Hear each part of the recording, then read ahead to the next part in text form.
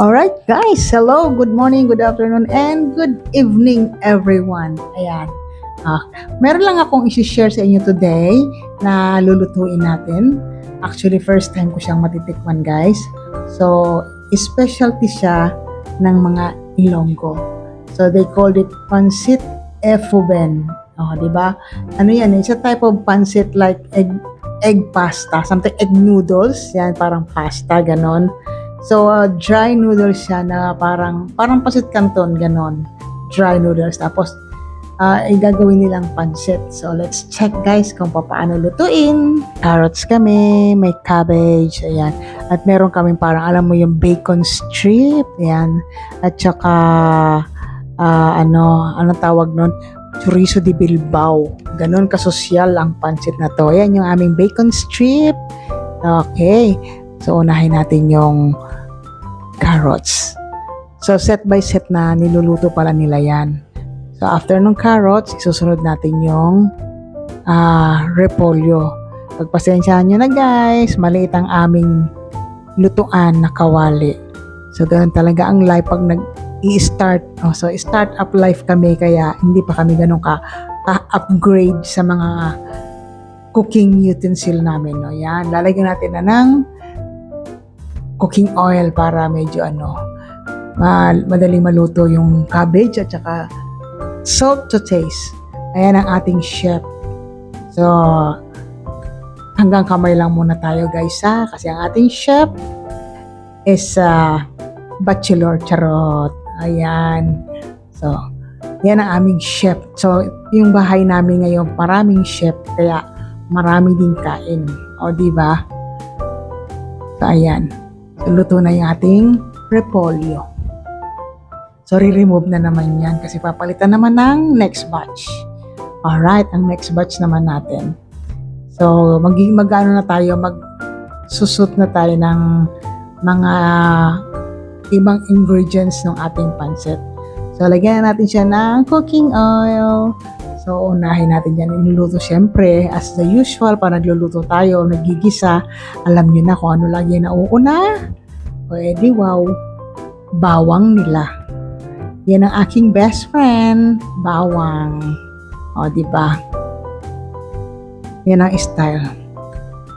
O, hindi pa kami high-tech, guys. Pero ang importante, nakakaluto.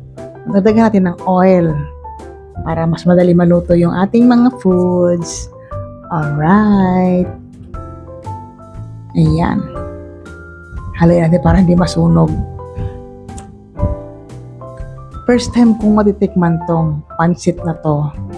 So, sabi nila masarap, pero let's see. Kailangan matikman natin yan, guys.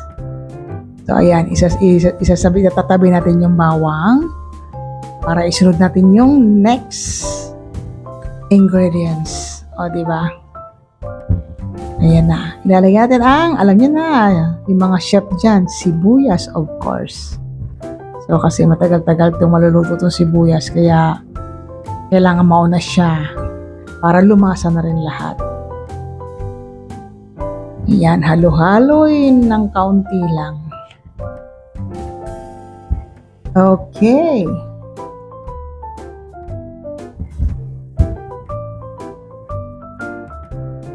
Masyadong mitikuloso ang ating chef. Basta ako, tagakain lang ako ha. Pero alam niyo na na-excite din naman ako manood ng mga nagluluto. Malay mo, dumating ang araw, magluto ako pagdating ng panahon. Inshallah. Alright, ayan. So, yun na next na natin ang kamatis. Ayan. Ay, nagbagong isip ni chef. Hindi para luto yung sibuyas. O, diba?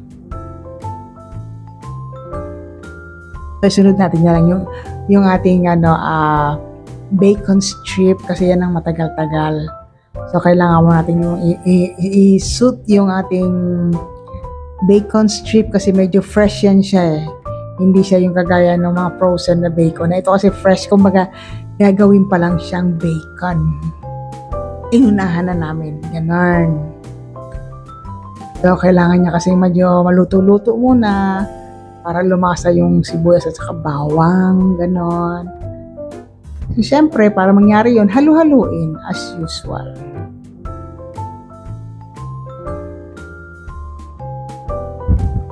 Medyo malakas kasi ang hangin, kaya yung aming apoy kung saan pumupunta. Okay, ayan. Susunod natin ang patis para para lumasa na doon, kumapit siya sa ating fresh bacon strip. Actually, sinabay na natin yung bacon strip at saka yung ang tawag nito, chorizo de Bilbao. And meron din siya yan. Para mas malasa yung ating pansit. Saka mabango kasi yung chorizo de Bilbao pag niluluto, guys. Pakuluan lang natin ng konti ang ating pork bacon strip. Pork ba talaga ang bacon? Hindi siya pwedeng beef. Ayan na yung kamatis. Ilalagyan natin para maisabay na siya sa lasa ng sibuyas at bawang. At dumikit na siya dun sa ating pork bacon strip. Ayan. Alam niya, pag malitang kawali, expected na yan. Okay lang yan, guys. Share tayo ng blessing sa lupa. Alright, ayan na. Lalagyan natin ng konting tubig para kumulo at lumambot yung ating pork strip bacon.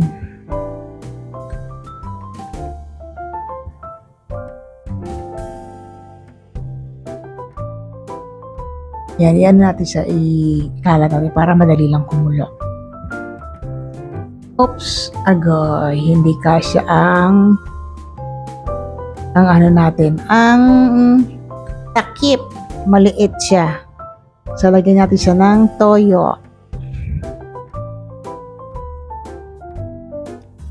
Ayan, toyo to taste again para medyo magkaroon naman ng kulay yung ating lulutuin kasi yung ating noodles is puti, maputla. So, kailangan natin siyang lagyan ng toyo. Alright, halo-halo.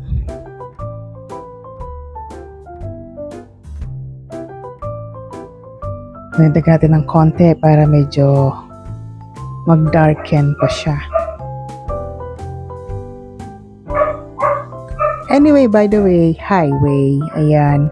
Yung ating noodles, hindi naman siya maalat. So, kailangan talaga natin siyang lagyan ng pampalasa para lumasa sa noodles. Kasi yung noodles, hindi siya kagaya na ibang noodles na maalat. Ayan.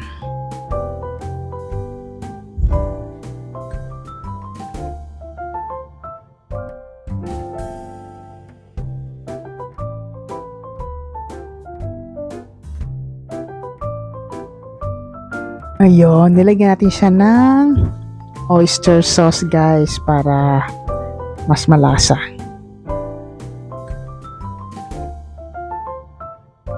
May nabibili naman kasing oyster sauce. Nabulol ako dun. May nabibiling oyster sauce na nakasachet. So, bumili lang kami ng dalawa. Ayan, another one na naman tayo para mas masarap siya. As per ng chef ko, ha.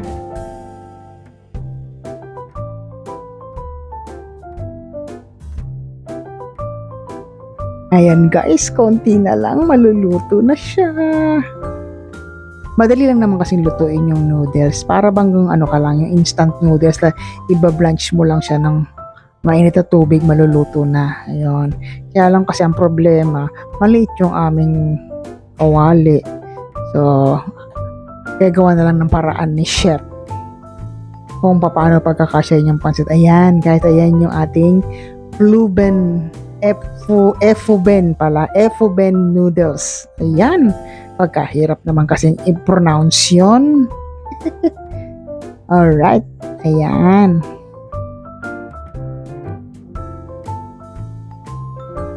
palalambutin lang natin yung, ibablanch lang natin yung sabaw dun sa noodles. Madali lang siyang maluluto, guys.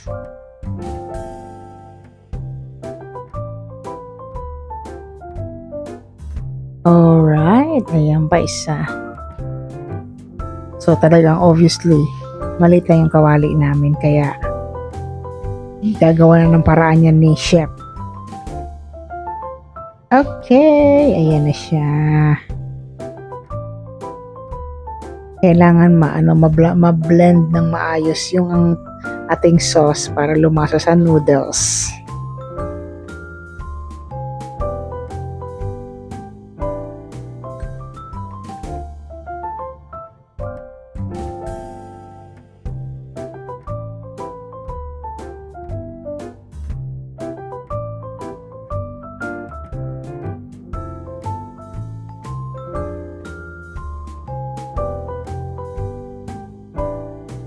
Medyo mahirap, guys, no? Kasi maliit lang yung aming kawali. So, let's check. Maluluto ka rin. Hinay-hinay lang tayo.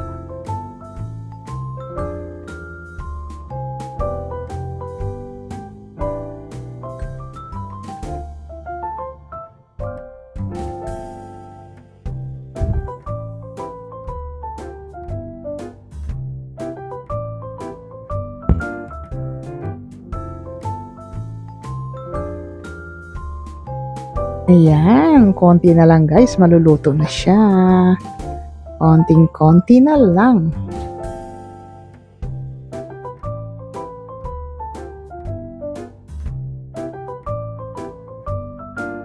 Okay, ayan, ilalagay na natin ang susunod na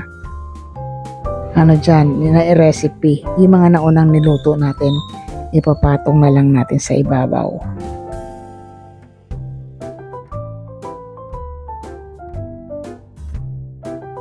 Alright. Ayan, nagdagdagan natin ng tubig kasi medyo kulang pa yung absorb ng noodles natin. So, pero siyempre, dinagdagan natin ng tubig. Dagdagan ulit natin yan ng toyo. Para medyo maputla kasi yung noodles natin eh.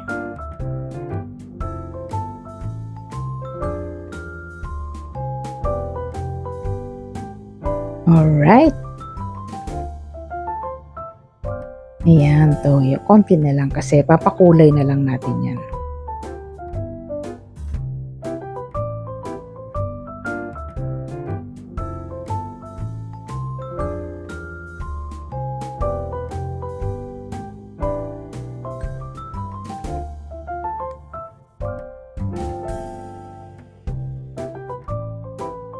O, diba? Na umimpis na siya.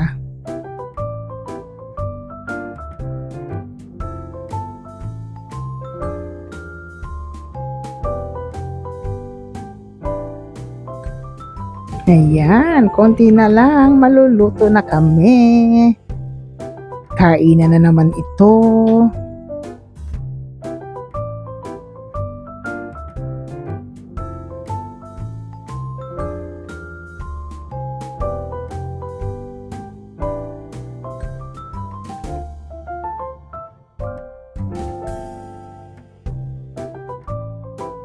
Ayan, pwede na siya.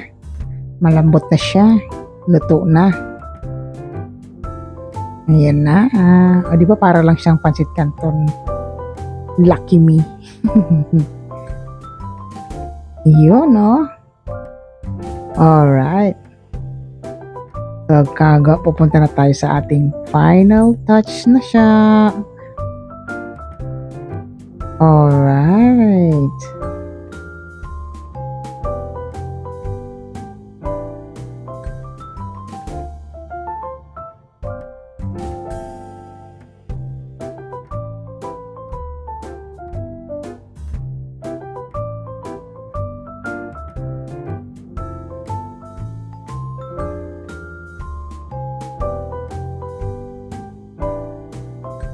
Ayun, no? O, diba? So, ano pang hinihintay nyo, guys? O, diba? Ready na siya. So, Final touch na siya. Ilalagay natin ng mga gulay para maumpisahan ng binyagan at tikman. Okay. So, ayan na siya. Ayan yung mga niluto natin ng una. Yung cabbage, carrots, na nauna natin iluto para hindi siya ma-overcook. So, ayan na siya. Ilalagay na natin. Charan! O, paano ba yan, guys? Kainan na kami. Kwentuhan ko na lang kayo sa lasa, ha? O, paano? Guys, tara! Thank you guys for the love and support. And of course, thank you pa sa panonood nyo. Sana nag-enjoy kayo. Okay. Thank you. Bye-bye. Have a great day. Enjoy your days, guys. At laging magpakabusog. Bye. Kain na.